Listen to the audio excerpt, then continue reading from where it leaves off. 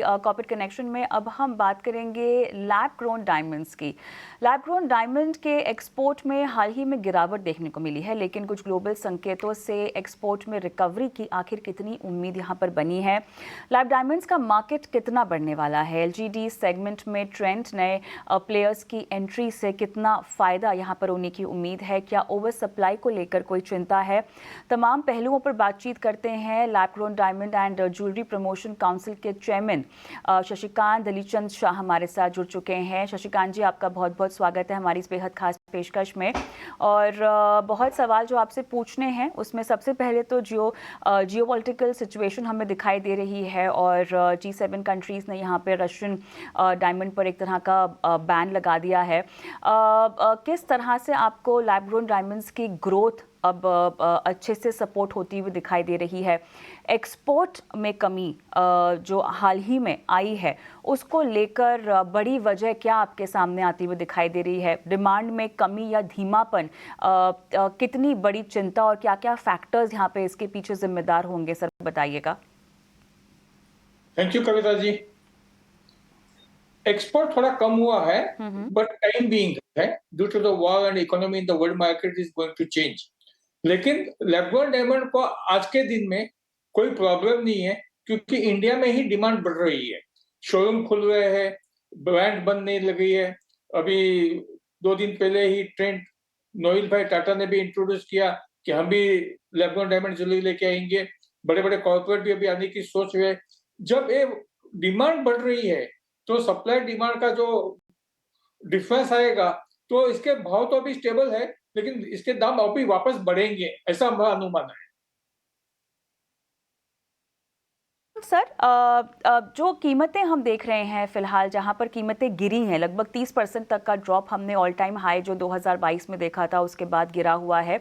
अब ये कहां आपको लगता है बॉटम आउट होगा? क्या और तीव्रता से कीमतें गिरेंगी या ये बॉटम आउट हो चुका है, अब यहाँ से और नहीं गिर सकती? क्या ऐसा कहा जा सकता है जो अभी आपने फैक्टर्स पॉइंट आउट कराए हैं? जैसे लैब ग्रोन डायमंड ग्लोअर्स है, जो ग्लोइंग करते हैं, उनका बॉटम लाइन आ गया है। अभी इसके नीचे कोई भी हालत में प्राइस गिरेंगे नहीं। मेरे अनुमान से तो अभी जैसे डिमांड बढ़ रही है, तो डिमांड के सामने इसके प्राइस भी बढ़ेंगे, एक्सपोर्ट भी बढ़ेगा। सर, प्राइसेस बढ़ेंगे तो और कितने प्रतिशत बढ़ सकते हैं, अगर मैं एक तिमाही का नजरिया चाहूँ तो आपसे?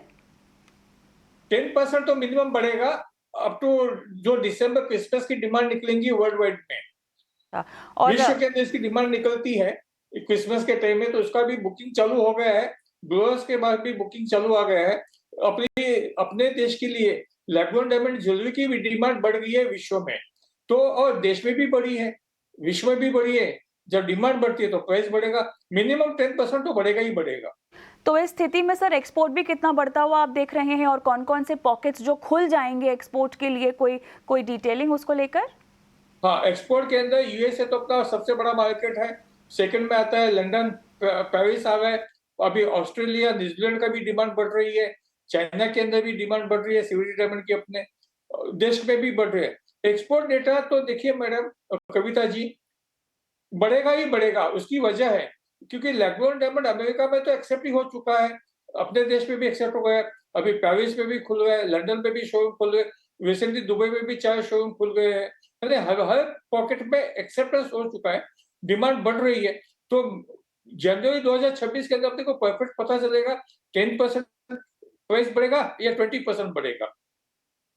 की ट्रैजेक्टरी में ही है, ये बात हमें समझ में आ रही है आपकी बात से। बस फर्क इतना है कि 10% कीमतें बढ़ती हुई दिखाई देंगी या 20%, वो जनवरी 2026 तक आप बोल रहे हैं कि शायद स्थिति साफ हो जाएगी। तो सर उसके बाद इसके बावजूद जो कंपेटिटिव प्रेशर्स हैं उसको लेकर प्राइस वॉलेटिलिटी नहीं होगी ना, कि आप वो भी भाप रहे हैं कि हो सकता है ऐसा होगा?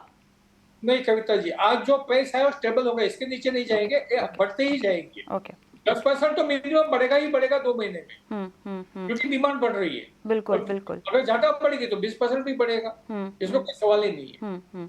और ऐसे में आपने कहा है कि एक्सपोर्ट भी बढ़ता हुआ दिखाई दे रहा है, जो करंट डिक्लाइंस है उसके बावजूद भी यहाँ पे थोड़ा सा ऑप्टिमिज्म है जो आप दिखा रहे हैं। रिपोर्ट्स भी मेरे ख्याल से काफ़ी हद तक यही बोल रही हैं कि FY25 में ये बढ़ेगा।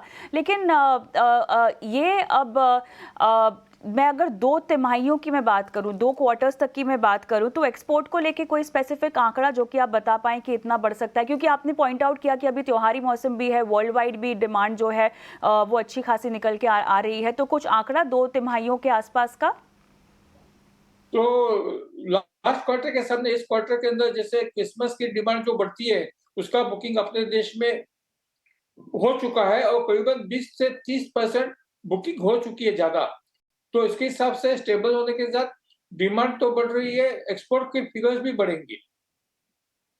अच्छा, शशिकांत सर, थोड़ा सा भारतीय बाजार पे फोकस करना चाहते हैं, क्योंकि देखिए बहुत सारे रिटेल ब्रांड है जो अब इसमें कूद पड़े हैं, है ना। ट्रेंट हो गया, सेंको गोल्ड हो गया, इन्होंने जो है अपनी एंट्री इनमें अनाउंस कर दी है। अब मैं अगर इस बाजार में लगभग 3 या 5 साल का नजरिया समझना चाहूँ, केवल भारत का ही नजरिया, तो कितने और प्लेयर्स आते हुए दिखाई दे रहे हैं और कितना यहाँ कंपटीशन बढ़ेगा क्वालिटी को लेकर, प्रोडक्ट फीचर को लेकर, क्या क्या नयापन आ सकता है, कुछ बताइएगा। इसमें कविता जी 2 खासियत है, क्योंकि 2 साल पहले हमारे काउंसिल ने अनुमान लगाया था कि टाटा आएंगे आएंगे आएंगे। अब जब टाटा ग्रुप की तरफ से ट्रेंड के अंदर लेके आएंगे और टाटा का नाम लगेगा, हर कोने के अंदर टाटा सॉल्ट भी बिकता है, टाटा ज्वेलरी भी बिकती है, टाइटन भी बिकता है, तनिष्क भी बिकता है, तो पोम भी बिकेगा।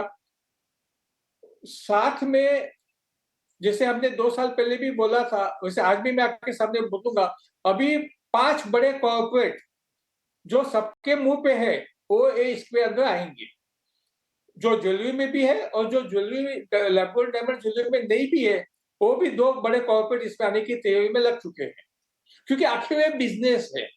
और लैब गोल्ड डायमंड एक मिलेनियम्स के लिए, एक जेन जी के लिए एक्सेप्टेबल है। और अभी तक डायमंड डायमंड डायमंड बिका, बहुत बिका, सालों से बिका है, लेकिन ये टेक्नोलॉजी डायमंड है। अपने फाइनेंस मिनिस्टर श्रीमती निर्मला सीतारमण जी ने भी बजट के अंदर इसको टेक्नोलॉजी डायमंड कहा है, और आज की न्यू जनरेशन इसको एक्सेप्ट करती है कि भाई हर चीज में टेक्नोलॉजी हो, उसको प्रोत्साहन दो, उसको एक्सेप्ट करो।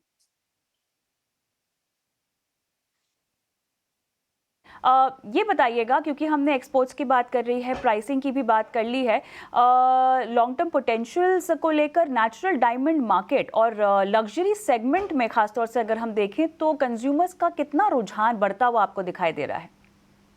किस में, नेचुरल में या लैब गोल्ड में? नेचुरल की अगर आप बात कर सकते तो।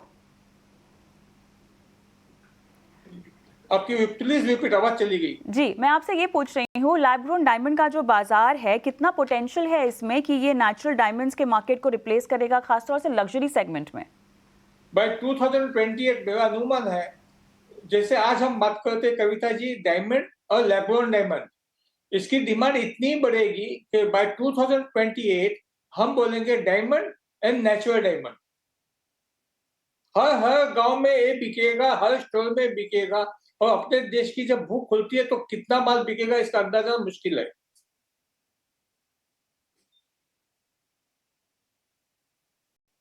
शशिकांत जी, शशिकांत जी, आपकी आवाज चली गई। जी जी, मुझे आपकी आवाज आ रही है, बोलिए सर।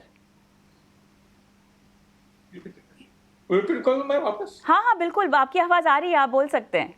हाँ, तो ये जो डिमांड है, हाँ जी जी इतनी बढ़ेगी जी कि हिंदुस्तान के हर तालुका में भी बिकेगा। देखिए, एक दो बात बताता हूँ कि जिसको आज की पेपर की बात करता हूँ, एक न्यूज पेपर में एडवर्टाइजमेंट आई है कि ताजमहल जैसा वंडर है, क्योंकि वो कंक्रीट से नहीं बना है, वैसे ही नेचुरल डायमंड एक वंडर है ना। नहीं, 100% वो एडवर्टाइजमेंट बहुत महत्व देती है, लेकिन ताजमहल हम देख सकते हैं, ले नहीं सकते। हम ताजमहल होटल पैलेस में जाके रुक सकते हैं, 1 नाइट बिता के उसका आनंद भी ले सकते हैं। वैसे ही जो आज की जनरेशन को कुछ नया चाहिए, आईफोन चाहिए, लैब गोल्ड डायमंड चाहिए, तो वो लैब गोल्ड डायमंड को एक्सेप्ट करके अपना एक संतोष करेंगे कि भाई हाँ, हमारे पास भी डायमंड है। बिल्कुल नेचुरल डायमंड HNI के लिए है, A+ फैमिली के लिए है। बिल्कुल। आज हर के किसी जो को लेकिन डायमंड का लुक जो है वो अब मिल सकता है मेरे ख्याल से, क्या आम क्या खास, हर कोई डायमंड की चमक को अपना सकता है।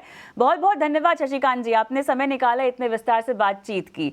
कॉर्पोरेट कनेक्शन में हम रुकते हैं छोटे से ब्रेक के लिए। ब्रेक के उस पार विवेक करवा मेरे साथ जुड़े हुए हैं, इनसे लैब ग्रोन डायमंड्स की भी बात करेंगे, कुछ स्टॉक स्पेसिफिक न्यूज आ रही है उनसे भी इस पर चर्चा करेंगे ब्रेक के बाद। डायमंड्स के बाजार पे हमने बातचीत की, मेरे साथ विवेक करवा जुड़े हुए हैं। विवेक, लैब ग्रोन डायमंड्स में अब रिटेल पार्टिसिपेशन भी बढ़ता हुआ दिखाई दे रहा है और जो बातचीत हुई उसमें तस्वीर काफी उज्जवल दिखाई दे रही है। फिलहाल प्राइस करेक्शन है लेकिन 10 से 20% तक की कीमतें जो है और बढ़ सकती, क्योंकि बॉटम आउट होती हुई दिखाई दे रही है। एसोसिएशन के जो बैठे थे शशिकांत जी वो बता रहे थे। आप बताइए कैसे पढ़ते हैं इसको रिटेल प्लेयर्स के लिहाज से? अब कविता, एक दो चीज है। पहली चीज तो डायमंड्स के बारे में मुझे मालूम है बहुत ज्यादा, लेकिन एक कंपनी गिफ्ट करना शुरू कर दीजिए, पता चलना शुरू हो जाएगा। क्योंकि बहुत ही छोटा सेक्टर है। इनफैक्ट जी। एक कंपनी लिस्ट हुई थी आई थिंक मार्च पिछले साल, और उसका मार्केट कैपिटलाइजेशन खाली 75 करोड़ कुछ है। देव लैबटेक करके, रिकमेंडेशन नहीं है, मेरे को बस ध्यान आ रहा है कि एक लिस्ट हुई थी। दूसरी चीज, ये बैकग्राउंड या कॉन्टेक्स्ट मुझे नहीं मालूम है, लेकिन आज कुछ न्यूज़पेपर्स में फ्रंट पेज ऐड आया है कि अगर ताजमहल मार्बल का नहीं होके सीमेंट का होता तो उसका वैल्यू ऐसी थोड़ी होती। अब ये और वो लिंक है क्या पता नहीं, क्योंकि अभी जो मैनेजमेंट बात कर रहे थे वो भी बोल रहे थे कि ताजमहल का वैल्यू क्यों है। तो अब अगर सेक्टर अच्छा करेगा, मुझे लगता है कि जो डायमंड का आज वैल्यू है वो बहुत महंगा है। और जो आर्टिफिशियल ज्वेलरी है ये तो उससे भी बड़ा सेक्टर रहेगा, क्योंकि अफोर्डेबिलिटी एक बहुत बड़ा फैक्टर है। और जो लैब ग्रोन डायमंड और रियल डायमंड में, मतलब जो सही में किसी को परख हो, मतलब ज्वेलर पहचान सकता है। अगर मेरे जैसे आदमी के सामने आप दोनों रखो तो मैं तो दोनों को एक ही समझूंगा। तो हो सकता है कि डेफिनेटली डिमांड बढ़े। और जैसे आपने कहा वो थोड़ा स्टडी करना पड़ेगा, बहुत ही छोटा सेक्टर है, इसके लिए अभी तक कुछ किया नहीं है इसमें। ऑलराइट विवेक, मेरे पास समय भी खत्म हो गया है, लेकिन धन्यवाद, आपने समय निकाला, बाजार की चाल पे बात की और लैब ग्रोन डायमंड्स की तमाम बारीकियां दर्शकों के साथ साझा की। धन्यवाद। और कॉर्पोरेट कनेक्शन में मुझे